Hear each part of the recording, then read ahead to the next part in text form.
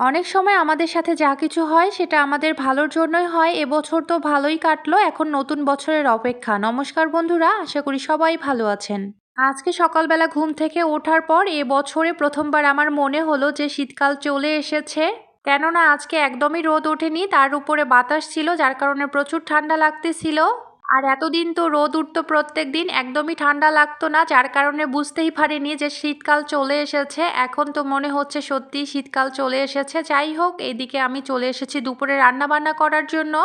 সকালে উঠে যেহেতু দেখলাম অনেক বেশি ঠান্ডা পড়েছে, তাই ভাবলাম যে আজকে খিচুড়ি রান্না করা হোক। তাই প্রেসার কুকারে ঝটপট খিচুড়ি রান্না করেছিলাম আর সেটা দিয়েই সকালে খাওয়া হয়েছিল। এখন দুপুরে আজকে রান্না করব, অনেক দিন পর বাটা মাছ রান্না করব।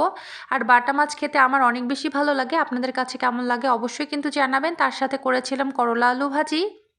করলা আলু ভাজিটা আমার হয়ে গেছে, নামিয়ে নিয়েছি। এখন আমি বাটা মাছটা নতুন আলু টমেটো দিয়ে রান্না করব। তার জন্য এখানে পেঁয়াজ দিয়ে দিয়েছিলাম কড়াইয়ের মধ্যে। তারপর এখানে রাঁধুনি ফোড়ন দিয়ে দিয়েছিলাম।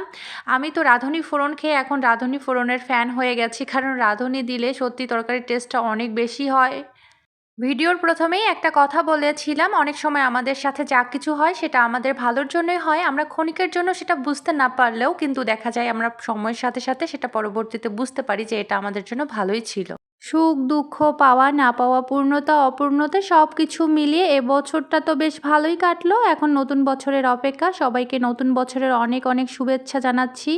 যাই হোক, কথা বলতে বলতে আমি তরকারিটা কিন্তু বসিয়ে দিয়েছি। যেহেতু নতুন আলু, তাই বেশিক্ষণ ধরে কষাতেও হবে না, ভাজতেও হবে না, অল্প করেই ভেজে নিয়েছিলাম। তারপর এর মধ্যে টমেটো দিয়ে দিয়েছি।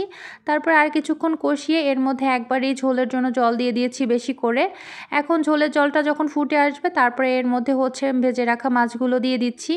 আর আমার কাছে মনে হয় নতুন আলুর তরকারি যেভাবেই রান্না করি না কেন খেতে অনেক বেশি ভালো লাগে। আর ছেলের বাবা ২ দিন আগে এই খাসির পাগুলো নিয়ে এসেছিল, রান্না করাই হয়নি, তাই ভাবলাম সময় যেহেতু আছে আজকে একটু রান্না করে নেই।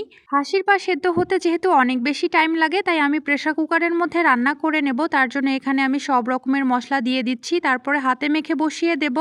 আর তেলের পরিমাণটাও অনেকটা কমই দেব, কেননা এর মধ্যে যে ক্যালসিয়ামগুলো আছে সেগুলো থেকে অনেকটাই চর্বি বের হয়ে আসবে, তাই বেশি তেল দিতে হয় না আর কি।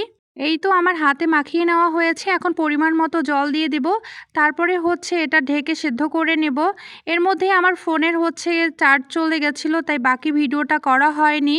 আমি ৮টা মতো সিটি দিয়ে নিয়েছিলাম, তাতেই দেখতে পাচ্ছেন কত সুন্দর সেদ্ধ হয়েছে আর এখান থেকে কতটা তেল বের হয়ে এসেছে। এখানে আমি সামান্য পরিমাণে পেঁয়াজ আর রসুন দিয়ে তেলানি করে নিয়েছি, এতে করে সুন্দর একটা ফ্লেভার আসে আর খেতেও অনেক বেশি মজা লাগে। আমার সব রান্নাবান্না কমপ্লিট। আমার মাছের তরকারিটাও হয়ে গেছে, নামিয়ে নিয়েছি। এই ছিল আজকে রান্নাবান্না। নতুন বছরে সবার দিনগুলো অনেক ভালো কাটুক, সবার জন্য অনেক অনেক শুভকামনা। আশা করি সবাই সম্পূর্ণ ভিডিও দেখে সুন্দর একটা কমেন্টস করবেন। ধন্যবাদ সবাইকে।